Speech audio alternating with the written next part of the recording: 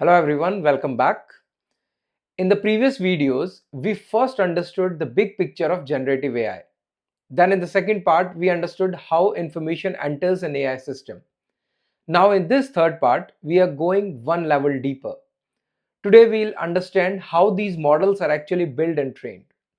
Many people use models like ChatGPT, Claude, or open models like the Llama or Mistral, but they don't know what is happening behind the scenes. You hear words like parameters, pre-training, fine-tuning, synthetic data, and they feel confusing. So in this video, my goal is simple. I want to explain these concepts in a very practical way.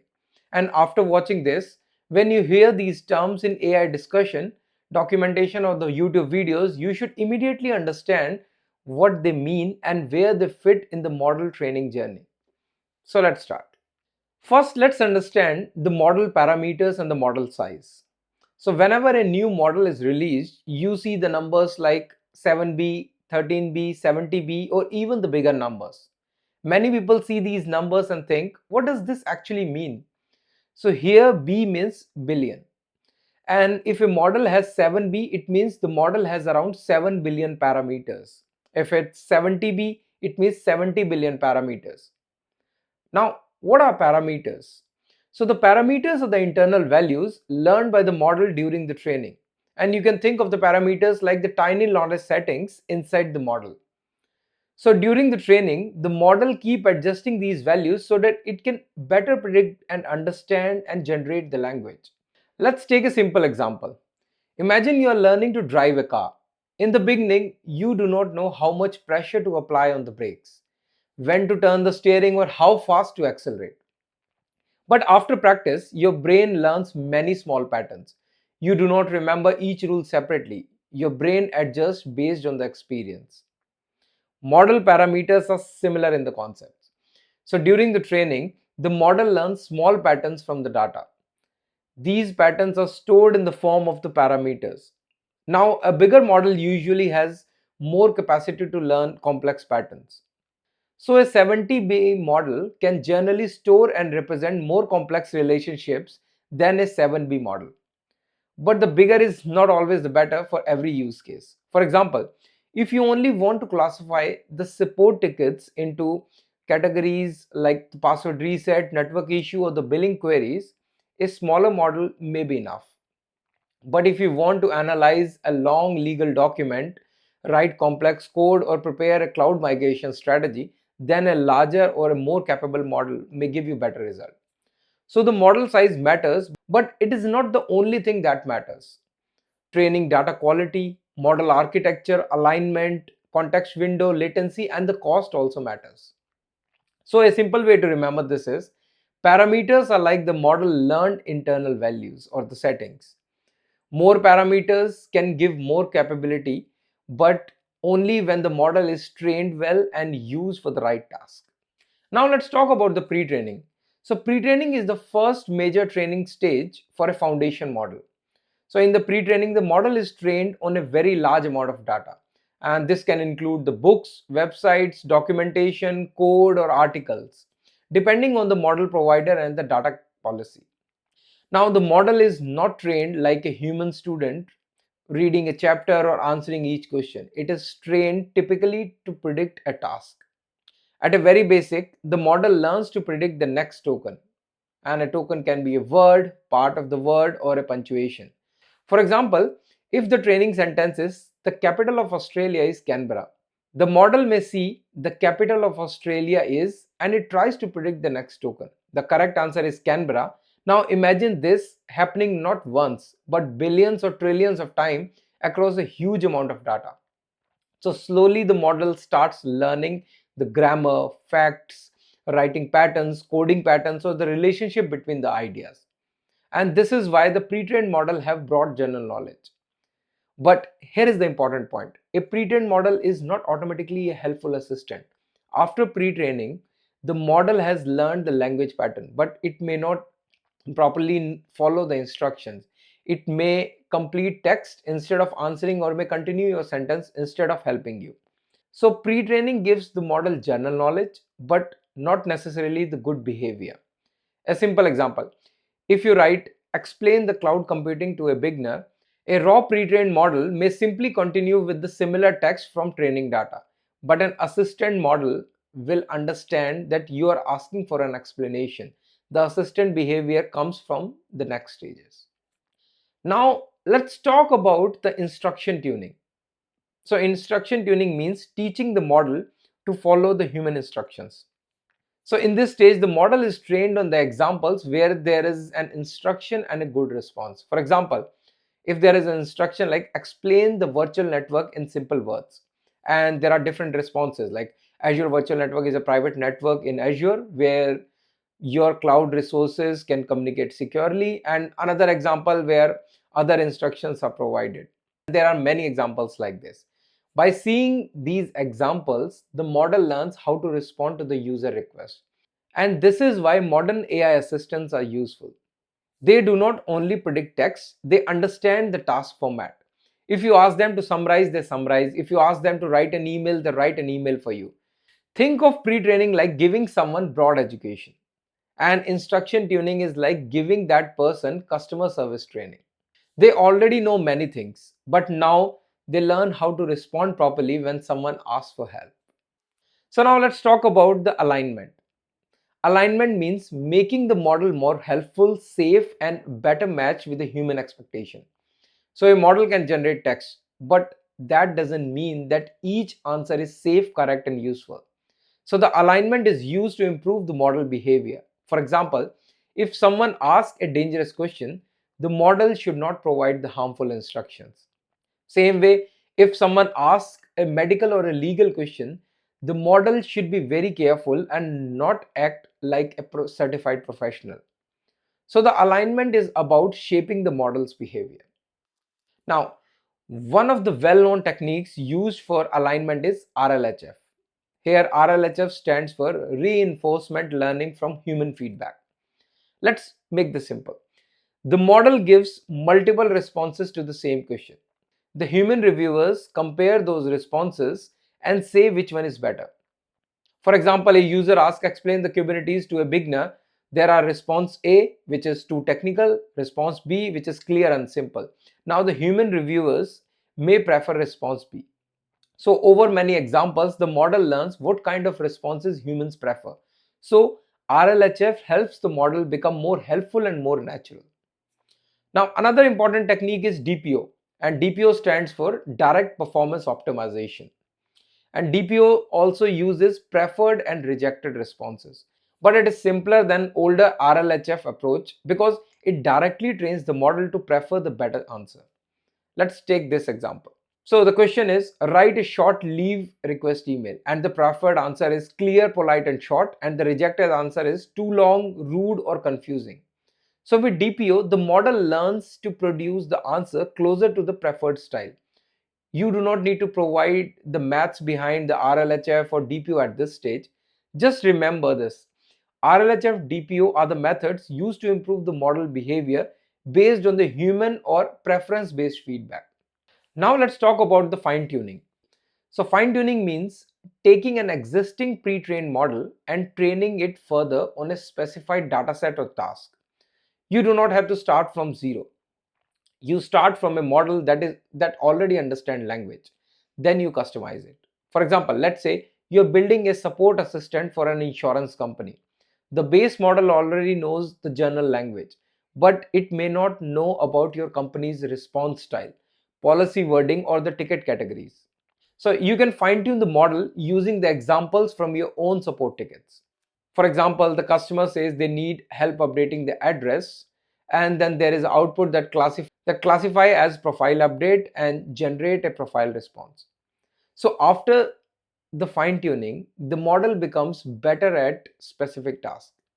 Now, one important question: when should you use the fine tuning? So fine tuning is useful when you need a model to behave consistently for a specific task.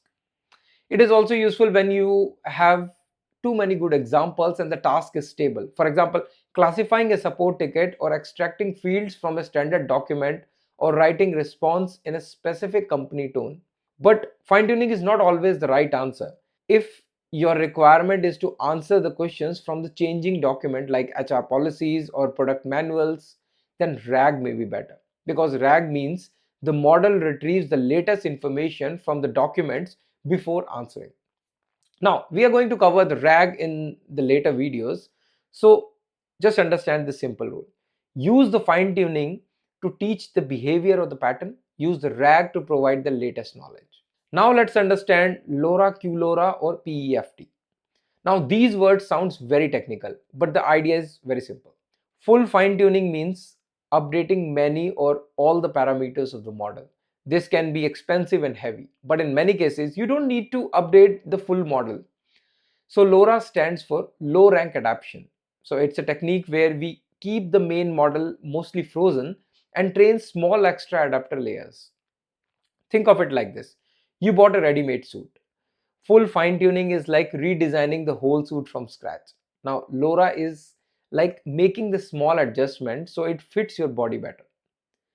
The base model stays the same, but the small trainable data or the parts are added to adapt the model for your task.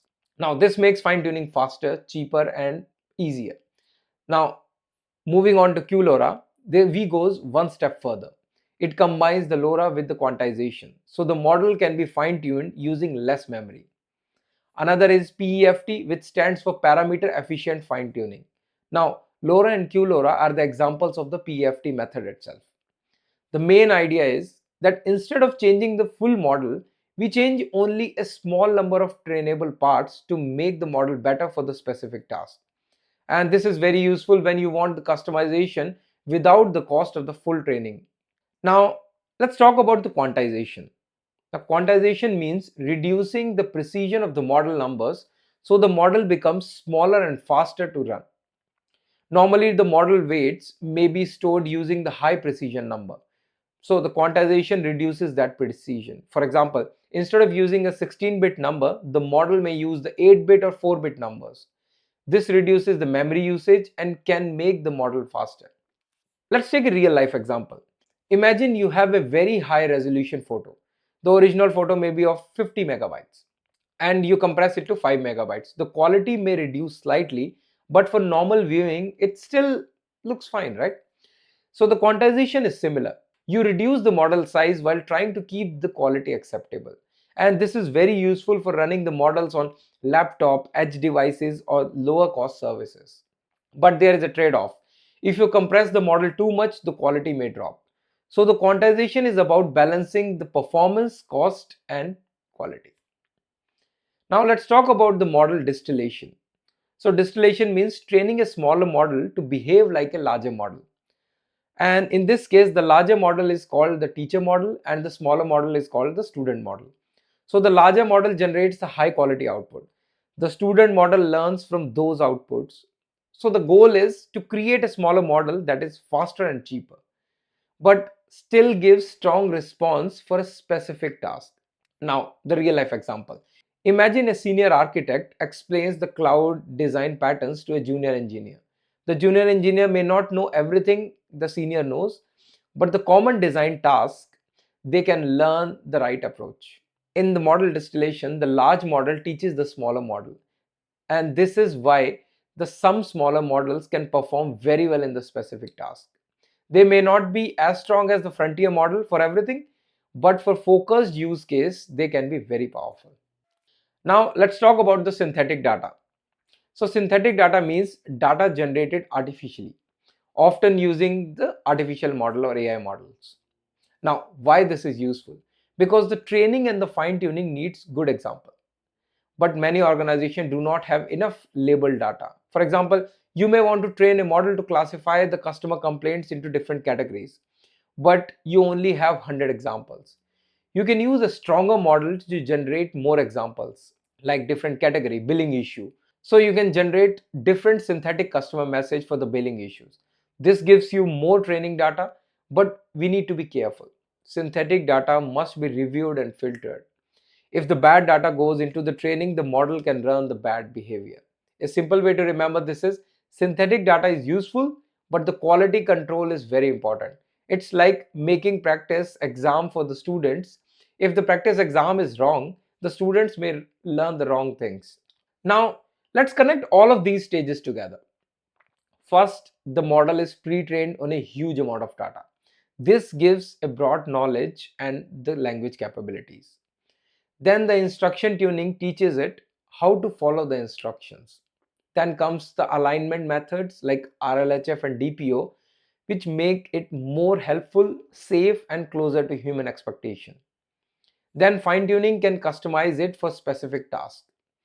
LoRA, QLoRA, or PEFT make fine tuning more efficient. Then quantization makes models smaller, cheaper to run. And distillation helps create smaller models from the larger models.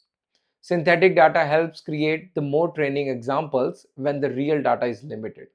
So when you use an AI assistant, you are not just using one simple algorithm. You are using the result of many training and optimization steps. Okay, let's make this practical with one full example. Imagine you are a company who wants to build an AI assistant for IT support. The base foundation model already knows general language and IT concepts because of the pre-training. Now, instruction tuning helps it to respond like an assistant. Alignment helps it avoid unsafe or incorrect behavior. The company then fine tunes it using the historical support tickets so it understands the ticket categories and response style. LoRa makes it fine tuning cost effective. Quantization can run smaller version of the for the internal use at the lower cost. Distillation can create a smaller model for simple tasks like ticket classification.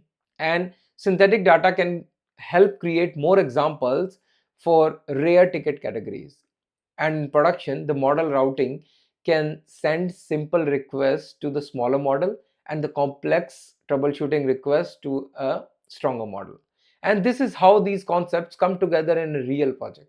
Now let's quickly discuss a common confusion. People often ask, should I fine tune the model or should I use the RAG? The answer depends on the problem. If you want the model to run a behavior, use fine tuning. If you want the model to answer the latest documents, use RAG. For example, if you want the model to always respond in the company support style, fine tuning can help. But if you want the model to answer based on the latest HR policy document, which changes often, then RAG is better.